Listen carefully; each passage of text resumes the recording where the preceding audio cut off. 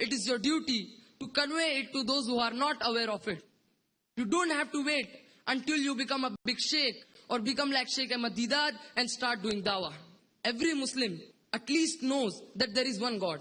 He can at least tell the non-Muslims that there is one God. Maybe he may ask question, can you prove me that there is one God? You may not be knowing the answer, but today it is the age of science and technology. We have books written, we have pamphlets, we have audio tapes, we have videotapes, we have internet. Everything is at our fingertips. And you will be able to convey the message of Islam, and you will not have to wait until you become a big sheikh or become like Sheikh Ahmad Deedat. But we Muslims, we are experts in giving excuses. There are many Muslims who tell me that when we look around us, we find that there are many Muslims who don't know their religion well. They tell that first we'll make this Musalman Pakka Musalman. We'll make these Muslims 100% practicing Muslims, and then we'll do dawah. I say to them, the time will never come. Our beloved Prophet Sallallahu Alaihi Wasallam, he could not convince his own relatives. Are you greater than the Prophet Sallallahu Alaihi Wasallam? Yet he did dawah. He did not say, first I will convince my own relatives, and the moment they accept Islam, I will start doing dawah.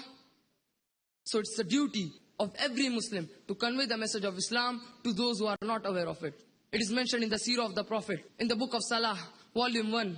Our beloved Prophet Sallallahu Alaihi Wasallam said that there were people in Medina who did not come for the compulsory congregation prayer.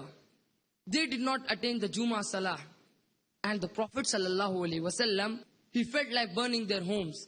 This means that there were people in Medina who did not come for the compulsory congregation prayers.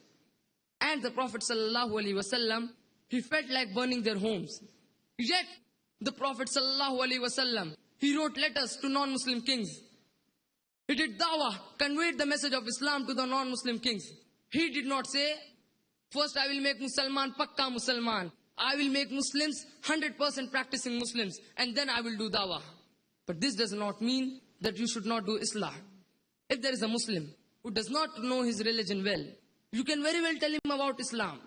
But this does not mean that you have to wait until all the Muslims become 100% practicing Muslims. Both dawah and Islah should go simultaneously. And Allah says in Surah Ghashiyah, chapter number 88, verse number 21, فَذَكِّرْ إِنَّمَا أَنْتَ مُذَكِّرْ. For your job is to convey. Giving hidayat is in the hands of Allah subhanahu wa ta'ala. You don't have to wait for the results. Your job is to convey the message of Islam to those who are not aware of it. Giving hidayah is in the hands of Allah subhanahu wa ta'ala. But there are many Muslims who tell me that when we do dawah, when we tell the non-Muslims, when we give them knowledge about Islam, they say, mind your own business. I tell this Muslim to tell them that that's what we are doing. It is the duty of every Muslim to mind other person's business as long as deen is concerned. So if someone says, mind your own business, you should say, it's my duty to talk about Islam, and it is the commandment of Allah subhanahu wa ta'ala. For example, if you have gone to a hill station, if you have gone to an outing, and when you are talking with your wife, your son may be 4 to 5 years old, and he slips away from you, and he goes to the edge of the cliff. And by the time you realize that your son is missing, he has gone close to the edge of the cliff. And when you see him, you want to shout, Ahmad, be careful, or else you will fall down the cliff. But your voice cannot reach him.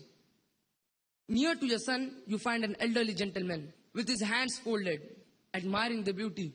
And you want to shout, Bhai Saab, Mister, save my son. But your voice cannot reach him. And the elderly gentleman looks at your son.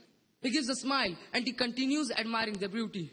And after a few seconds, your son takes few more steps and he falls over the cliff.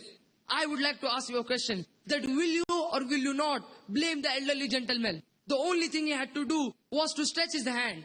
He didn't even have to take a step forward. Only if he had stretched his hand, your son would have been saved. Yet you will blame him. But when you will ask him, why did you save my son? He will say, I was minding my own business. Yet you will blame him. You will say, my son was a masoom. My son was an innocent. He did not know a few steps ahead and he will lose his life.